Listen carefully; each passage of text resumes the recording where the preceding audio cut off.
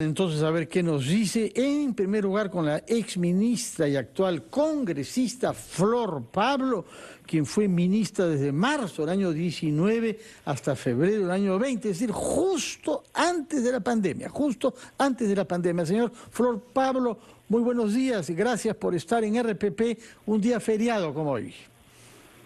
Fernando, Norma, muy buenos días, muchas gracias por tocar este tema y aprovechar que seguramente mucha familia nos está escuchando, profesores, maestros, y poder tratar de la urgencia que significa volver a clases. Dígame, por favor, ¿por qué estamos entre los últimos países de la región a regresar a las clases presenciales?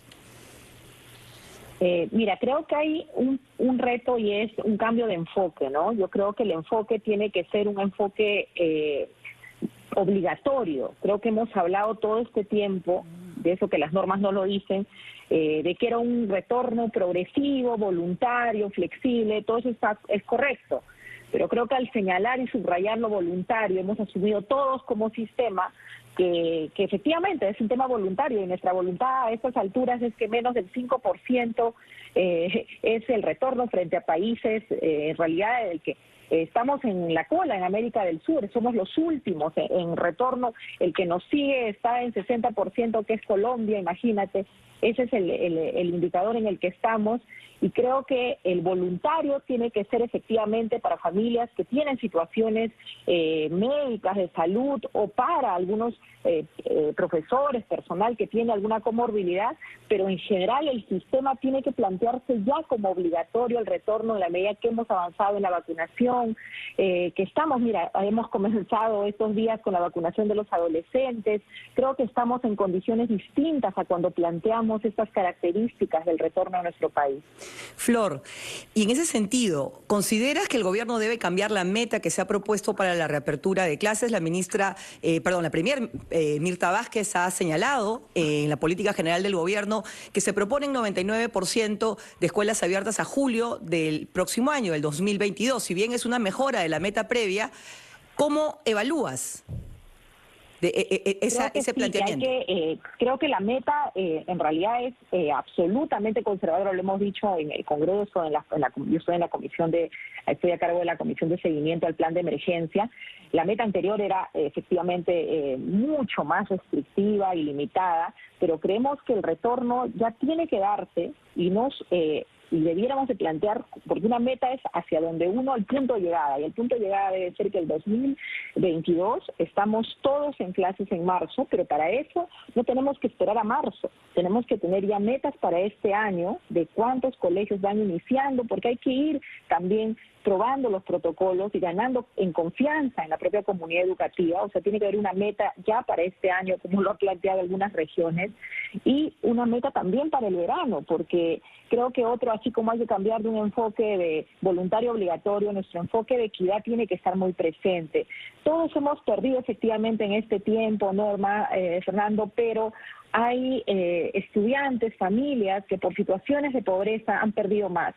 Ya se habla y se tiene data nominal de más de 240.000 estudiantes que han interrumpido sus estudios, de una cantidad similar en riesgo de dejar la escuela. O sea, estamos hablando de 500.000 de estudiantes que están en una condición absolutamente crítica. Entonces tenemos que tener un enfoque para ellos y no podemos esperar hasta marzo, por ejemplo, en el caso de ellos del 2021. Tenemos que comenzar ya, se ha comenzado de hecho con una serie de acciones del Ministerio, pero todo termina siendo muy chico el esfuerzo respecto al tamaño de la brecha y de la exigencia, y creo que por eso es que tenemos que, y de verdad yo agradezco mucho a RPP que esté poniendo este tema y poniéndole la alerta del retorno urgente y de efectivamente incrementar la meta, poner metas también inmediatas a cumplir, y no solo a nivel nacional con un liderazgo fuerte, sino los gobiernos regionales, los gobiernos locales, porque también tiene que haber un enfoque territorial, porque una cosa es la pandemia acá en Lima y otra cosa en cada una de nuestras regiones. Entonces tiene que haber un liderazgo compartido de las autoridades políticas. Y justamente sobre ese tema, Flor, ¿no? Sobre el rol de los gobiernos regionales. Hemos visto en estos días absolutamente de todo, ¿no? Por un lado,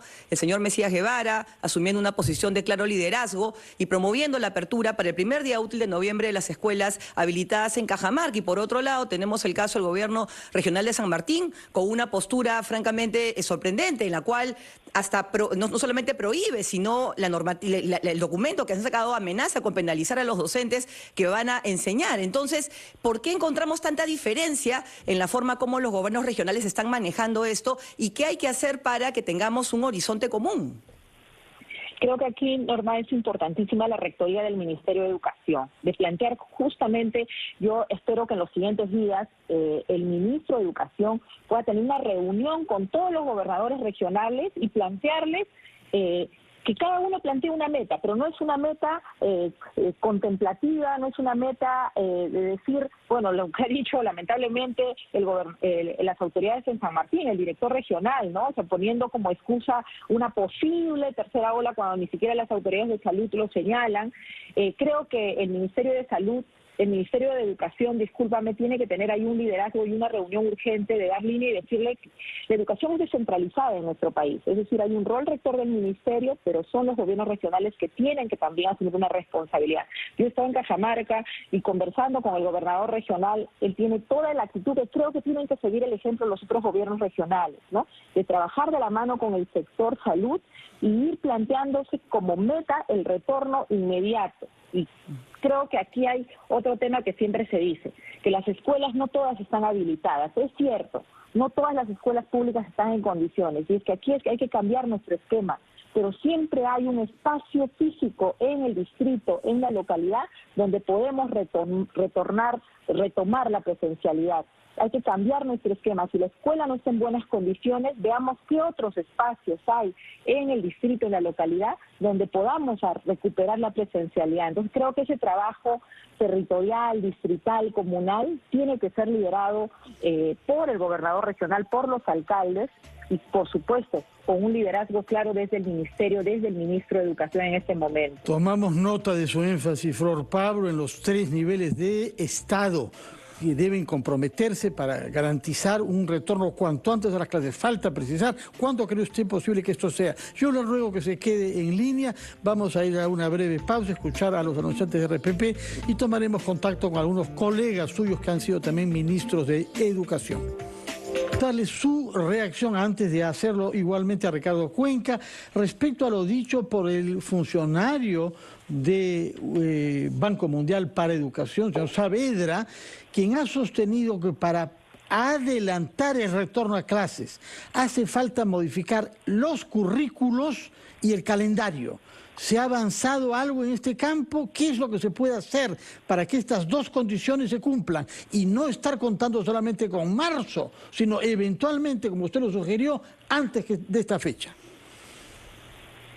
Mira, aquí hay un tema muy importante que es el tema pedagógico, ¿no? Creo que ahorita estamos hablando, hay varios elementos. Uno es volver, efectivamente, no quedarnos en esta estrategia solo de la virtualidad, sino pasar efectivamente a la estrategia semipresencial. Ahí el tema normativo creo que no es el problema, más allá que siempre se puede ir actualizando, como bien lo ha explicado el exministro Ricardo Cuenca.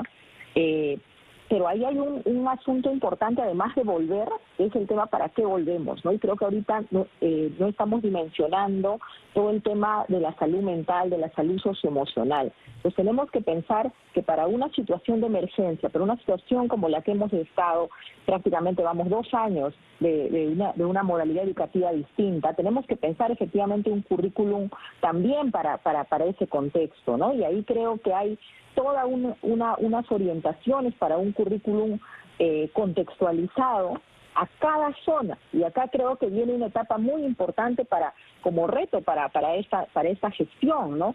Y es trabajar con los gobiernos regionales por una estrategia que venga ahí sí con orientaciones nacionales, regionales por supuesto, pero de empoderamiento de los maestros, ¿no? De los maestros de cada una de las instituciones educativas, porque vamos a tener en cada aula escenarios muy distintos de algunos niños en las escuelas públicas que no han podido acceder a ningún tipo de educación, o algunos que han accedido a través del material impreso, o algunos que han logrado conectarse a través del WhatsApp con sus profesores, otros que habrán visto el Aprendo en Casa desde la televisión nacional. En general, escenarios distintos que hacen diferentes momentos en los que va a estar cada niño, cada niña, cada estudiante. Entonces creo que aquí viene el reto de la diversificación, de contextualizar, pero sin perder de foco que lo que tenemos que lograr, en primer lugar, es recuperar todas las capacidades vinculadas al tema socioemocional, al tema afectivo, porque si cada uno de nosotros nos hacemos la pregunta de qué recordamos de nuestra escuela, de nuestra educación, y en realidad nuestros recuerdos están muy marcados por las experiencias personales,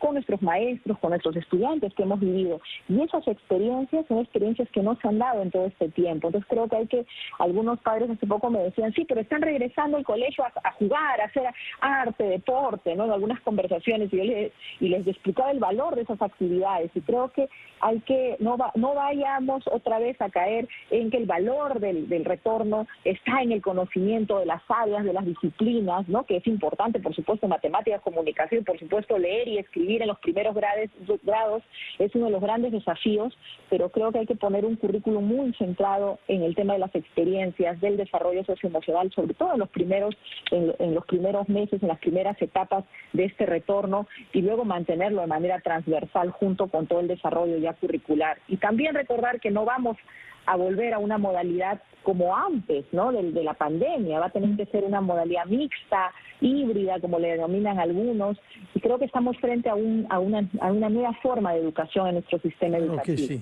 Claro que sí. Flor Pablo, desde tu perspectiva, ¿qué es urgente que cambie el Ministerio de Educación o promueva de manera particular para transformar esta realidad?